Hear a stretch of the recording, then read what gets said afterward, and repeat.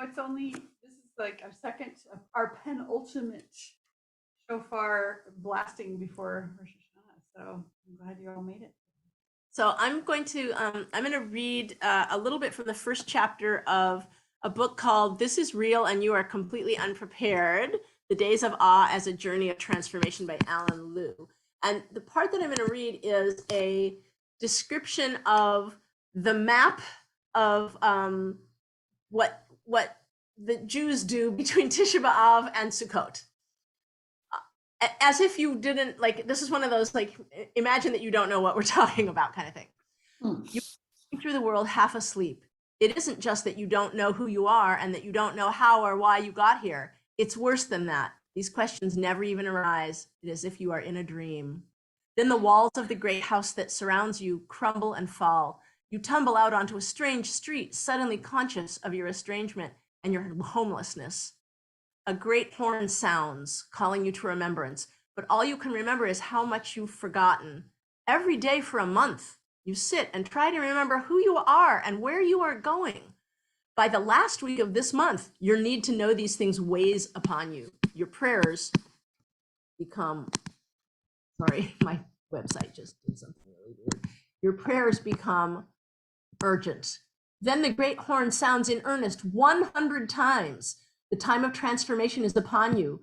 The world is once again cracking through the shell of its egg to be born. The gate between heaven and earth creaks open. The book of life and the book of death are opened once again, and your name is written in one of them, but you don't know which one. The 10 days that follow are fraught with meaning and dread.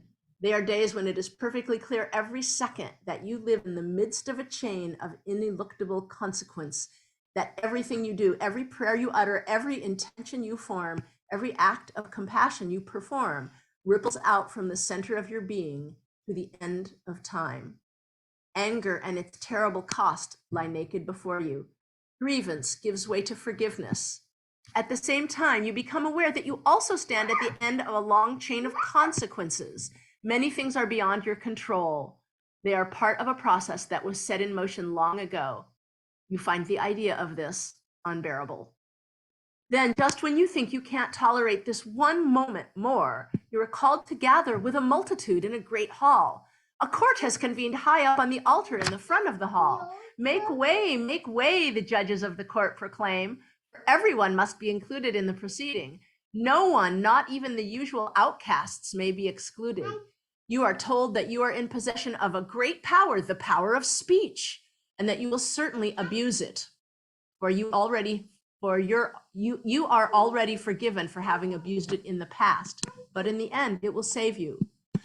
For the next 24 hours, you rehearse your own death. You wear a shroud, and like a dead person, you neither eat, nor drink, nor fornicate. You summon the desperate strength of life's last moments. A great wall of speech is hurled against your heart again and again. A fist beats against the wall of your heart relentlessly until you are brokenhearted and confess to your great crime. You are a human being guilty of every crime imaginable. Your heart is cracking through its shell to be reborn. Then a chill grips you. The gate between heaven and earth has suddenly begun to close. The multitude has swollen. It is almost as if the great hall has magically expanded to include an infinity of desperate souls. This is your last chance. Everyone has run out of time. Every heart has broken. The gate clangs shut. The great horn sounds one last time. You feel curiously lighthearted and clean. Some days later, you find yourself building a house, a curious house, an incomplete house, a house that suggests the idea of a house without actually being one. This house has no roof. There are a few twigs and branches on top, but you can see the stars and feel the wind through them. And the walls of this house don't go all the way around it either. Yet as you sit in this house, eating the bounty of the earth, you feel a deep sense of security and joy. Here in this mere idea of a house, you finally feel as if you are home. The journey is over. At precisely this moment, the journey begins again. The curious house is dismantled. The king calls you in for a last intimate meal, and then you set out on your way again.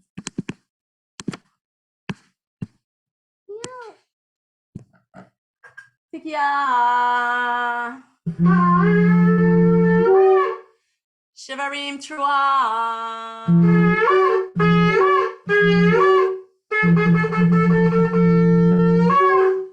Tikya.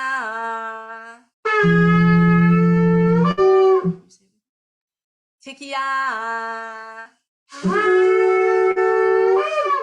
Shivarim. Tikya. Tikya. Trua.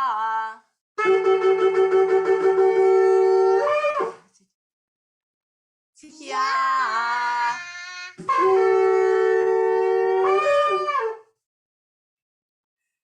Tikya. Shvarim Trua.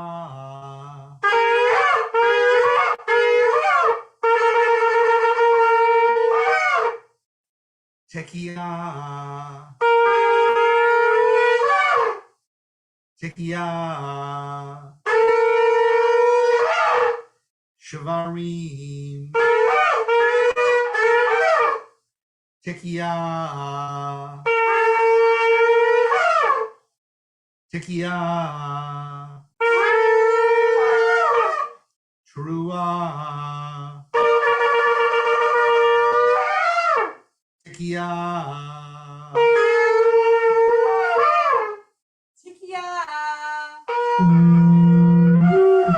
Shvarim Trua.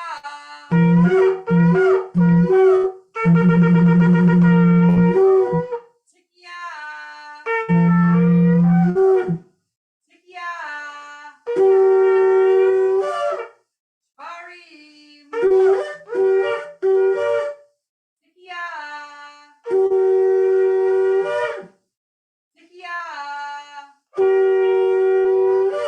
Trua.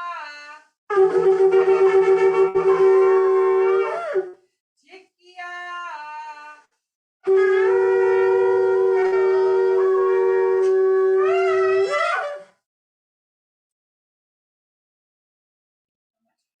Calling, Dominic. Good job. Thanks, everyone. Thanks, everybody. Glad you could make it, and we'll see you the last time. Tomorrow is the last time we do Shofar until we hear it on Rosh Hashanah.